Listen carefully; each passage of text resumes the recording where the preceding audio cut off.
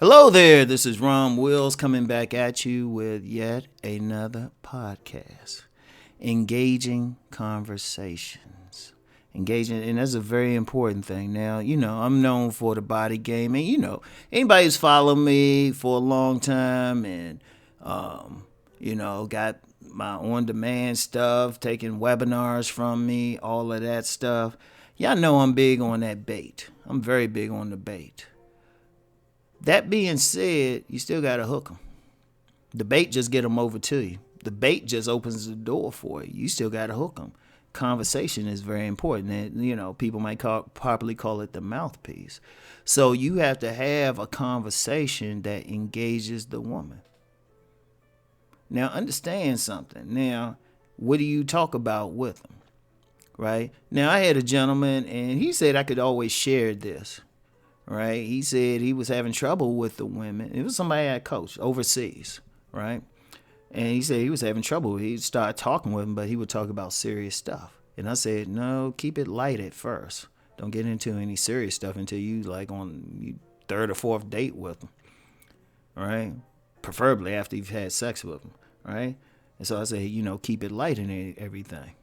And he did just that. And he reported back to me he did that, and a woman gave him a blowjob. A woman he just met gave him a blowjob. But the key to it was he engaged her. See, when you talk to a woman, a lot of guys have a lot of trouble with that. Even some guys who got the physical piece together. Right? Even some guys who got the physical piece together. Right? They looking all good and stuff, but then what a woman will say is he was all right till he opened his mouth. You still got to talk to him. You still got to have that conversation. Even situations where people like they get on like social media or something and they meet somebody or they meet somebody they just want to text and stuff. And the women complaining because they got to talk to him. You got to talk to them regardless. And like I said, I always get some people, person here and there say, well, this is how we do it now. It's like, is it working? No. And if you're trying to have sex with them, you still got to meet them. What y'all going to do? Sext each other through text and stuff? Oh, yeah, that's some bullshit. Meanwhile, somebody who ain't even falling for all that stuff is tearing her up while you probably sexting her. Y'all engaged in a threesome. You don't even know, and you smiling and stuff, and somebody else hitting it from the back. I wish I could use my bad in this situation, but anyway. But engaging, you have to engage a woman in your conversation. How are you talking? And it's more than just what you're saying. Now, the first thing is, you don't want to start off with anything deep unless that's what opened the conversation, like y'all witnessing some serious event and then y'all talking.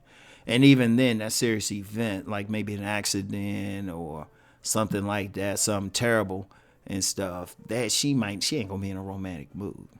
So first, it's like when you engage them, it needs to engage them in a light way, not a serious way.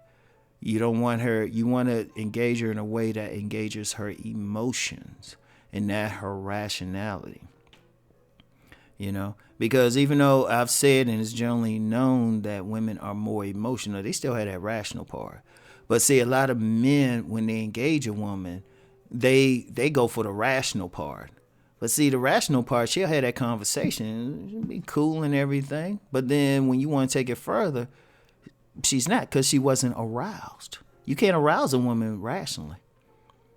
Let me say that again. You cannot arouse a woman with that conversation. She'll appreciate the conversation. If you're talking about something deep and there's something she's into, she'll appreciate it. But that's not the thing that gets her. Because if she's in that mind, she's not in her emotional mind. And if she's in her emotional mind, that engages her womb. Her womb and her emotion are connected. In fact, that's why that's one of the biggest reasons I promote the body game. Because the body engages her womb and that touches her emotions. Boom. But say you don't have like that alpha showpiece body that can engage her womb. You can engage her. You can always, as long as you have a decent body, you can engage her through your conversation as long as it touches her emotions. Now, of course, they, always get some people who Well, they want to doubt what I say, but it don't have nothing to do with what I actually say. They just jealous. And maybe I'll do another podcast or live video talking about that. But two types of men out here who engage the women through their emotions. And actually, they actually use like a lot of style. They use a lot of style in how they dress and everything, regardless of their muscles or body frame, right? But the main thing they do is they go through their emotions. Two groups: preachers and pimps. Preachers and pimps. Like when I first started selling my book, Nice Guys and Players, it was at an expo, right? Well, the first public sale, the first sales were actually at like a singles party. Yeah, that's another story. But anyway, there was a group of ministers. They were at the thing, and they were the first ones to buy it. There was like 7 of them bought my books, right? But pimp preachers are players. If you look at any church, even though the preacher might have, or minister, whatever term you want to use, might have a first lady, she looking nice, it's more common for them to have, some affair partners within the congregation. Sometimes sitting, even though they might have those little modesty claws covering up their legs, they sitting right there, and they be tearing up some stuff. That's like a common thing. It's common. It's more unusual when that doesn't happen. But how does he get them? Well, one, other than being fly and stuff, and looking good, having a good bait, he's getting through their emotions. Oh, and let me say something real quick about the minister's bait. And this might have to be something for my Deep Thought channel. There's some seminaries that actually teach, listen to what I'm saying, teach that a male minister can build up a nice congregation if he's handsome. Boom. They giving game right there in a seminary, right? But anyway, what he doing? He's emotion. Listen to how a minister preaches. They don't preach in like a monotone, and just stand there and everything. At least not the successful ones. Maybe at a church corner, one of those like storefront churches or something. But you get those big ones, shoot, they entertaining. They get in there. They changing their voice up and everything. Like if you having a conversation with a woman, don't stay in a monotone. Switch it up. Don't say serious. Even if you having a serious conversation, throw a joke in there. Or something. Switch it up. Maybe throw something ratchet out there, like that's on a sexual thing, and see her response. You can do it nice and subtly.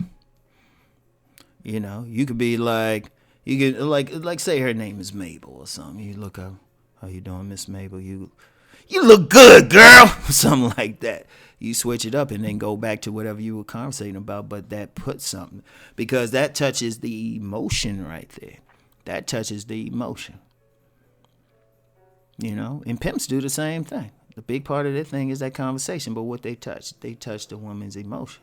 They don't try to rationalize it. Like, you get a lot of guys, they try to have that rational conversation. Like, well, I got this house, I got this car, all that. Okay, that's a rational thing, but it doesn't get them emotionally. Whereas the guy with the mouthpiece, he'll clown around a little bit. But that touches the emotions.